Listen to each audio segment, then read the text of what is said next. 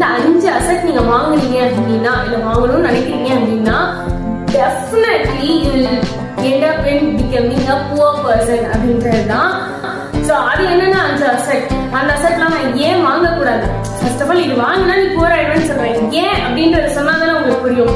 புரிஞ்சாதான் நம்ம அதில் வாங்காம இருப்போம். அதுக்கு முன்னாடி நீங்க இன்னும் நம்ம சேனலை சப்ஸ்கிரைப் பண்ணாம பார்த்துட்டு இருக்கீங்க அப்படின்னா ஒவ்வொரு வீடியோவும் உங்களுக்கு யூஸ்ஃபுல்லா இருக்கணும்ன்றதுக்காக தேடி தேடி எடுத்து கொண்டு வந்துருக்கோம். ஸோ தட் உங்களுக்கு வந்துட்டு அது முடிஞ்ச அளவுக்கு இந்த வீடியோல சொல்ற எல்லா விஷயத்துலையும் அட்லீஸ்ட் ஒரு விஷயம் புதுசா உங்களுக்கு பிடிச்சதா இல்லை உங்களுக்கு தெரிஞ்சதா இருக்கு அப்படின்னாலும் it means a lot to me.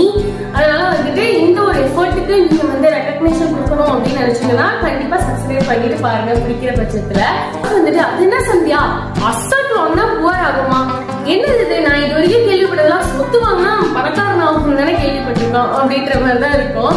ஏன் இந்த 5 சொத்தை வாங்கினா நம்ம புவர் ஆயிடுவோம் அப்படின்றதுக்கு நான் அந்த ஒவ்வொரு அசெட் சொல்லும் போது நான் சொல்லுவேன்.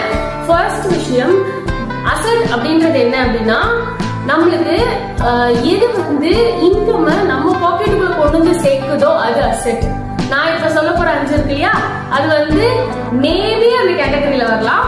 பட் ஆனா அந்த காசுக்கு நீங்க இதை பண்றதுக்கு பதிலாக இன்னொன்னு பண்ணலாமே அப்படின்ற மாதிரியான ஒரு பெட்டர் அப்ரோச் இருக்கலாம். அதனால I added this. ஸோ வாங்க பார்க்கலாம் என்னென்னன்றத.